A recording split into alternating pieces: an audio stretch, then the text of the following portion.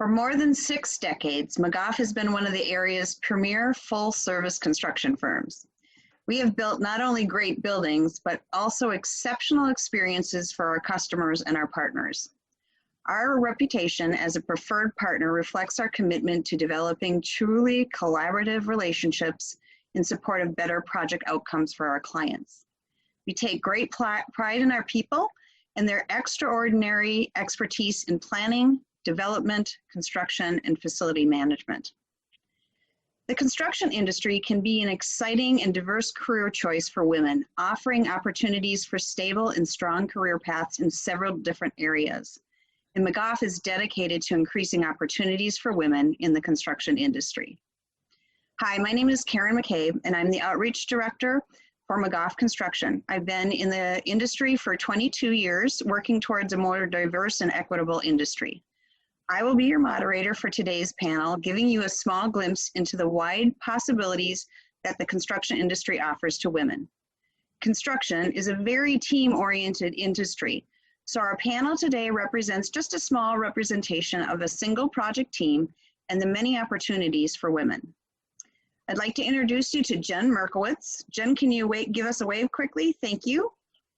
She's a project manager, has 17 years in the industry, and is our main liaison for a key long-term Fortune 500 client. Tina, can you give us a wave, please? Thank you. Tina is a carpenter with McGough for 4.5 years in the industry and is currently in the field honing her carpentry expertise and her leadership development. Julie, give us a wave. Thank you.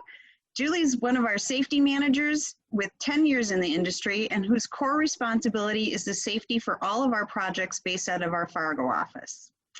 So ladies, thank you so much for joining us. I'm very excited to have you here and want to share your expertise and your experiences in the construction industry with our audience today. So the format is going to be, I'm going to be asking you questions. We'll try to mix it up a little bit so we keep it interesting for our audience members.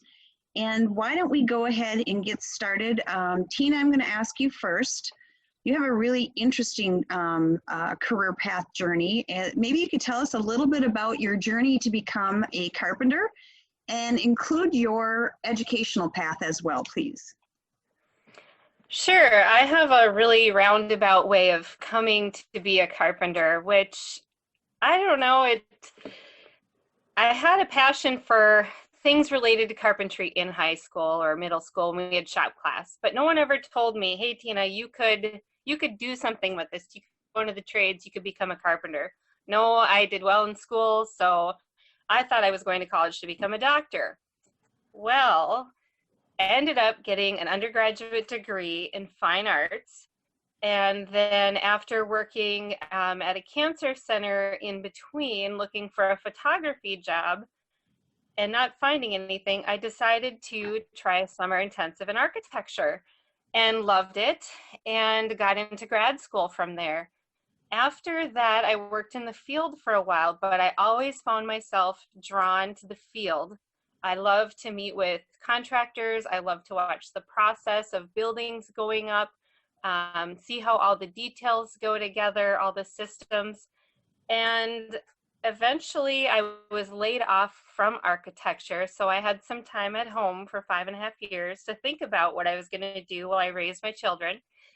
And I decided I didn't want to go back to architecture. I found a free course in construction through a local company nearby, and it was actually sponsored by McGough. So lucky me, I took the construction training course, 6 weeks in the shop, 6 weeks working on a residential duplex, rehabbing it, and I was hired directly by McGough out of that after they supervised and helped us with things such as preparing our resumes and doing a mock interview.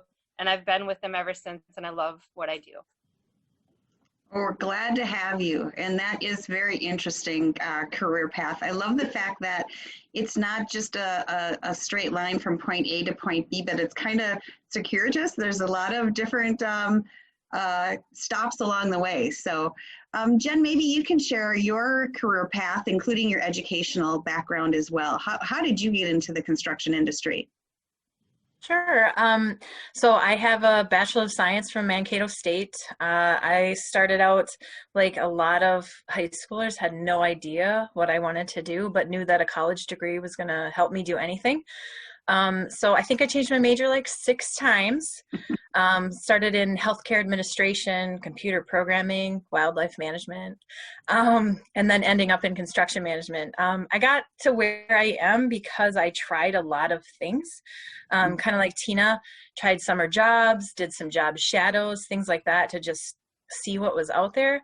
At the time, my dad was a heavy equipment mechanic, so he worked for a contractor, and he knew I was struggling, and he literally handed me a phone book and said, make some phone calls. So after some very awkward phone calls, because I didn't know much about the industry except for working for my dad. I ended up getting an internship summer job working for an engineering company that did surveying and soils testing as well as engineering, civil engineering. So that was like my foot in the door. But that also let me realize that I like to see a project from start to finish, not just start to excavating a hole. So then I signed up for construction management and found myself working for a number of general contractors, getting the feel until I found a home here at McGough. Wonderful. Thank you. That's fascinating. Again, that whole you learn every step of the way. Julie, how about you? Can you share a little bit about your journey to become a safety manager here at McGough, and what did your educational path look like? Thanks, Karen. I have a Bachelor of Science, like Jen, in Occupational Safety and Health from Murray State University. Also, like Jen, I didn't know what I wanted to do when I got to college, so I was only one other major, and it was a social work major to start off. About my sophomore year, I switched over to OSH. So while I was in school, I did 2 different internships. One was in manufacturing, and then one was in construction. And the construction was with an electrical subcontractor out in the Bay Area, which was really cool, but it also kind of opened the door to not just wanting to see like one area of construction, kind of wanting to see the whole thing. And then after graduation, so it's been 10 years in the industry, I have held a safety position ever since graduation, but I've jumped industries quite a bit. So I think that's kind of what makes safety great, is that it's not just one sector. You can work within manufacturing, you can work within insurance and regulatory compliance, and then obviously construction, which is where I'm at now. And I found my home with McGough back in 2019. So that's kind of my path to get here. Awesome. Thank you for sharing. And again, can't explain enough that it's just so great to be working with the 3 of you and having your expertise with us and your passion for the industry. I think that's critical. Let's go and talk a little bit about your skills and your passions, and how does your career align with those? How did you, we talked a little bit about not really knowing what you wanted to do, but how did you figure out that construction was the place you wanted to land? And Jen, I think I'll start with you this time, if you don't mind. No, absolutely not. I would think my passions, if I had to explain them, problem solving. I like to fix things. I like to help other people. I love numbers and spreadsheets and being creative. And honestly, the construction industry has so many opportunities for problem solving. Every day you're working to ensure there are no problems, but life is constantly changing variables. And so much like life, that's construction, the same applies.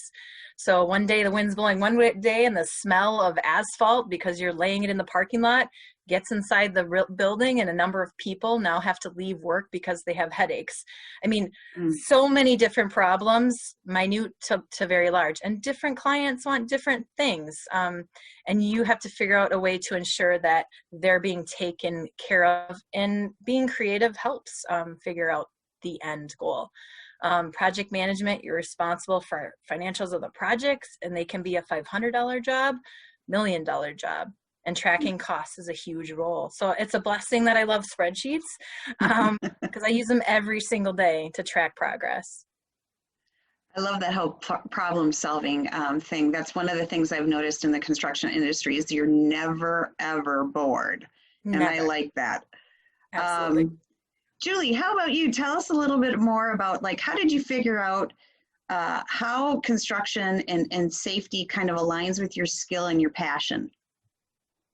Yeah, so my passions, I would say just like outside of work, I'm like an avid reader. So I'm reading like mostly nonfiction and pretty much every topic you can think of. Like my latest book was I'm Still Here by Austin Channing Brown, which is kind of like social justice. My next book, which I'm starting, is In Her Own Words by RBG. So I really jump genres, but it's always nonfiction.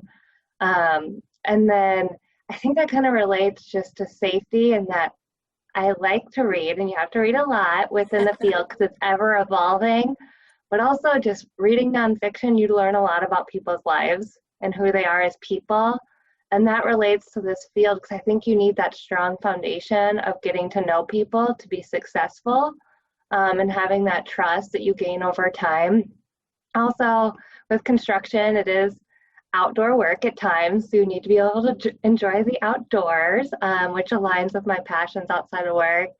And then kind of last but not least, I would say I kind of define myself as like a mom, a daughter, a sister, a wife, which really just stems back to just having that human element and like getting to know the people that you work around, from our laborers, our carpenters, our project managers, soups, and then supervisors. So really getting to know everyone and care about their health and safety on our projects.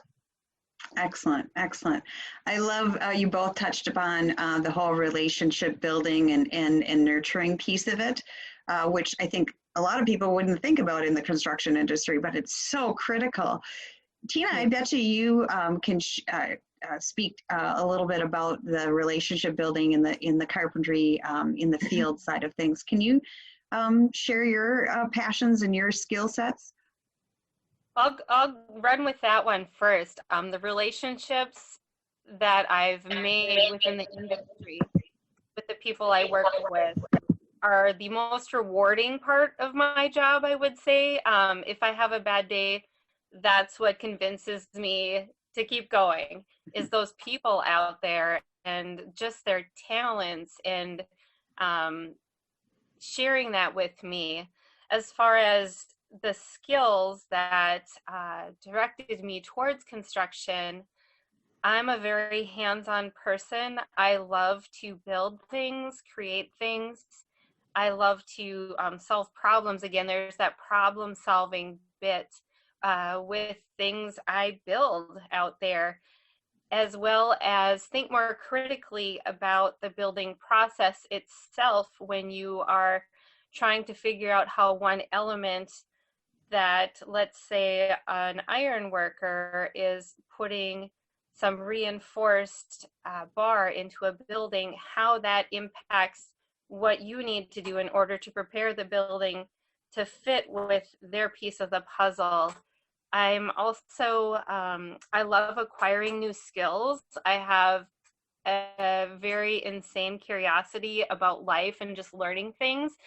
And that has been a consistent in my life. I love that Julie had talked about, the different interests in nonfiction. And I truly believe in construction, you kind of, especially working for a general contractor, you have to be passionate about learning different things and taking on different challenges, because like Jen said, it's ever changing, ever evolving. And I think we have the best of the best in the field who can adapt to those changes. Excellent. So I'm hearing, ladies, that creativity, problem solving, and relationship building are definitely key strengths to have in the construction industry. I'd like to learn a little bit more about maybe like the mathematics and the science behind it. Can you describe a day in the life of your role? And then do you really have to use math and science on a regular basis? What does that look like? Julie, how about you? Can we start with you? Sure. So the daily life of a McGough safety manager is kind of a mix of office and field work. So the field work For me, so I'm out of our Fargo office, so I handle the North Dakota, South Dakota, and then Western Minnesota regions. So pretty much if the Fargo office wins a project that typically falls underneath my territory for safety. So I visit all of our projects every week, and when I'm there, I am inspecting and verifying that what our field workers are doing kind of meets the acceptable best practices and then occupational safety and health regulations that are out there. I'm also working with our field leadership to make sure that if there's any like ongoing safety concerns, or working with some of our groups that sometimes become a little bit problematic, and trying to like coach and mentor them to kind of adapt to the culture that we want to see. Safety deals a lot with human behaviors, but it also deals a lot with math and science. Every day, I am using principles of math and science.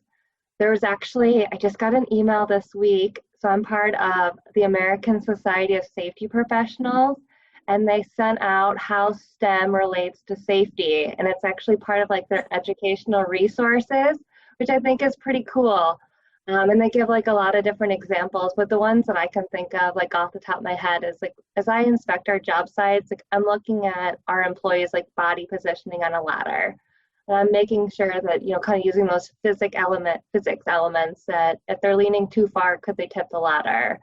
When we have cranes, I'm looking at slings to make sure that there's not too much tension. So you're looking at angles once again. And you're just kind of taking those everyday, you know, math and science elements, you know, into work. And I would say the other big science topic is going to be chemistry. Just knowing like the basics about carbon monoxide, hydrogen sulfide, propane, just knowing like the basic chemical features, whether it's flash point or vapor density, and kind of how they could or could not react, and what type of hazards you're going to have associated with them. So yes, to answer your question, I use math and science every single day as a safety professional. Excellent. Tina, how about you? Can you share with us how you use math and science on a daily basis? And what does your day look like as a carpenter? Well, my day is very unusual right now as I am working within a hospital facility. However, in the past, I have done something for our company called layout, which you actually use specialized equipment to essentially translate the footprint of the building onto the ground in a manner that people can understand to put their pieces of the puzzle there. You can tell the concrete crew where they need to put the concrete. You have to also be able to calculate in 3 dimensions to figure out where certain things belong in the building so that a window will sit right in the building when it comes time to install that. As far as for pure math calculations, you have to be able to add 3 5/16 and 11 5/8 rapidly, and many numbers like that throughout the day to get material cut to the right measurement, or to verify an opening or check dimensions. In terms of science, there is a lot of that sort of body ergonomics and physics, and kind of realizing where you're positioning, like Julie was saying, within your workplace, as well as just understanding how the elements of physics can be utilized in terms of torque and leveraging items, how to carry a 4-foot by 8-foot sheet of plywood that's 3/4 inches thick all by yourself. It's body mechanics. How do you get that up without injuring yourself? That's just a few of the examples. I'm trying to think more on the medical end of the spectrum for science. Right now, since I am in a hospital and we are dealing with COVID, there's a number of infection control protocols I need to follow to ensure that I'm keeping myself safe and the patients safe. So that's a little bit more on the pure science end of the spectrum. Great, that's awesome. Thank you. And now I'd like to jump over to you, Jen, the individual that mentioned that she loves spreadsheets. And so I guess there's a lot of math happening there. A little, just a little. Honestly, math every single day. That's as a project manager. So I would say my job, like a typical day in the life is like as a project manager, your job starts once the designer puts pen to paper, develops a plan, and right off the blocks, I'm working to help review the plan with all the different trade partners and really dig into the design to make sure that what the designer's intent was is exactly what the capacity the owner has envisioned.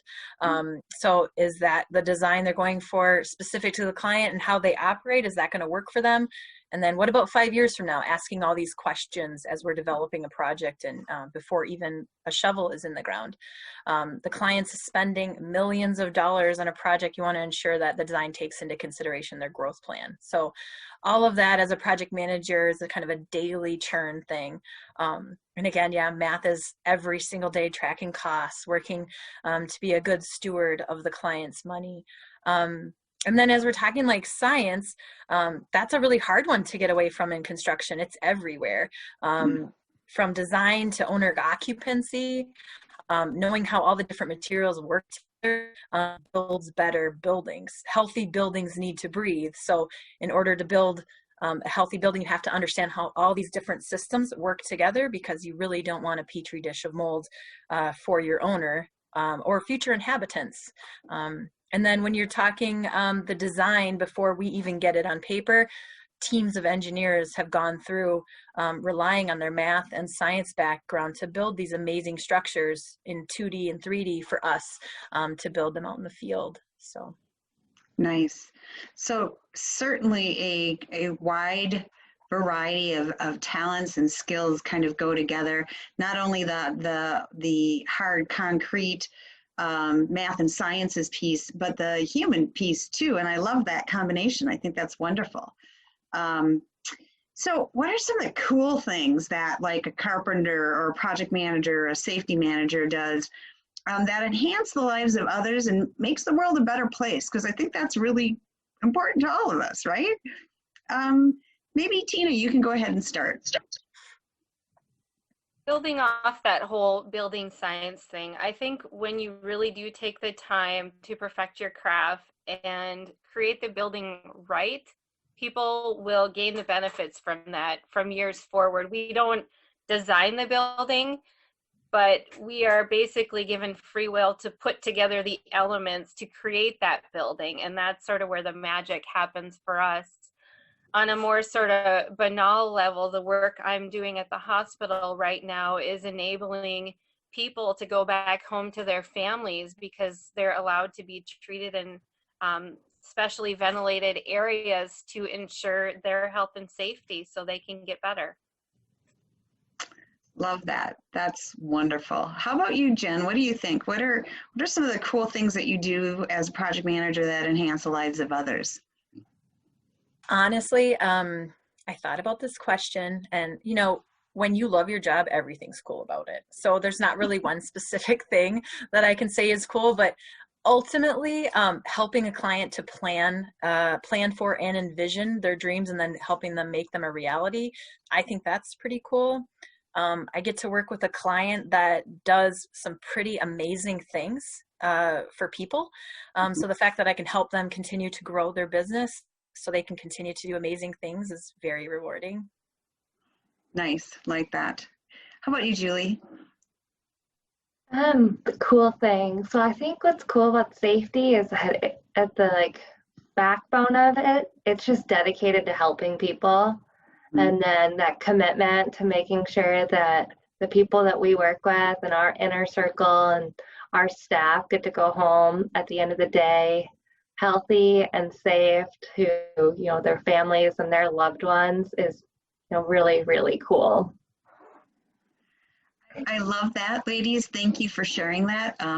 One of the things that I think is absolutely wonderful is that what we are doing as a company and as teams at McGough is changing our areas where we live, right? We change our cities, we change our town, we change our states, and they're there for decades. We're not building widgets, we're building permanent fixtures and places that encourage worship and encourage growth and encourage health and encourage business. It's just it's amazing opportunity, and I'm thrilled that we are able to do that. And so we're all doing really cool things. You know, I think I'd like to kind of switch gears a little bit here. All of us have had some help along the way getting to where we are today. Can you describe, you don't have to name anybody, but just describe maybe someone who has helped you and how they have helped you get to where you are in your career and be successful. Jenny, do you want to start? Did you say Jenny? Jen, excuse me. That's okay. I go by Jenny. It's all good. I had honestly many mentors throughout my career, and many of them were superintendents I worked with directly in the field. One thing that they all had in common is that they challenged me. While they did answer my questions, they also questioned my answers. And at times it's very frustrating when someone doesn't want to answer your question. They just question you constantly. But now that I have worked through that and lived through that process, I have this built-in reaction to constantly question my own answers and to try to think how through Bob would do this. How would Bob look at this situation and how would he approach it? So you're always looking at something from multiple views to help determine the best course of action. So that's probably one of the biggest things that I've learned. It's a great life skill. I love that. That's great. Julie, how about you? I'd have to agree with Jen here. I would say one of the most impactful people that I had on my career was pretty quickly out of college, where, you know, you're kind of in that space where it's like you have all this book knowledge, but it's like, how do I apply it? And so one of my first bosses or supervisors was a lot like Jen's, you know, superintendent, in that if you had a question, like, he would guide your answer, but you needed to put your boots on and you needed to go walk the process and kind of figure it out for yourself, and then you can report back and be like, this is what I found. But that gentleman taught me a lot. That's kind of made me the safety professional that I am today, and that his decision-making abilities were probably some of the best that I've ever come across in 10 years, and his ability to break down problems and really look at each possible outcome and the consequences or the positive that were associated with that outcome really makes for me to have some really grounded decisions today in the field that I feel like I can stand up to or stand my ground if there's any type of pushback. And he was also incredibly fair. Kind of with safety, sometimes you get involved in discipline when rules aren't followed appropriately, which is really tough. You know, you make these relationships with people, and then just kind of unconsciously you want to favor the people that you're closer with, and that's not okay. And that is the gentleman that definitely taught me that, you know, everyone's fair, you treat everyone the same, and in turn you're going to get respect, you know, from the workforce. And that's a hard lesson to learn. But I'm glad I learned it early in my career, so I can still apply those principles today. Super. Thank you. Thank you. How about you, Tina? Yeah, it's definitely been a number of journeymen I've met along the way. When I joined McGough as a carpenter, I worked with two of the probably kindest, smartest carpenters we have. And they were really gentle in teaching me the ways of the trade. I was so green, it wasn't even funny. And I have worked with the guys since then.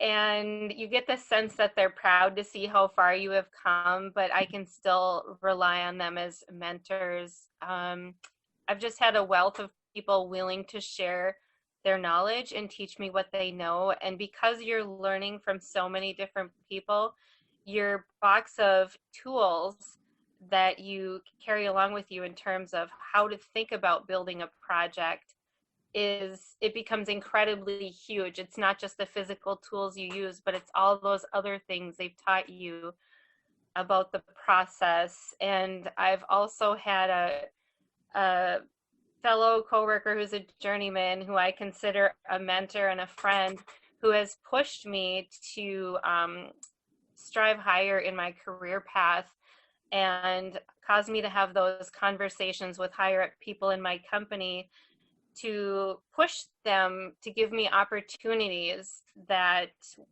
I probably wouldn't have gotten unless I put myself out there. So important for us as women to advocate for ourselves, and really push ourselves into growth opportunities. So great to hear that. I love to hear that the fact that you're all being, have been mentored, and probably, frankly, are mentors to others too in return. So thank you for that. We're getting close to wrapping up here. I want to ask what each of you would give at least one word or a couple of words of encouragement to young folks who might be considering a career in the construction industry. Julie, what would your thoughts be?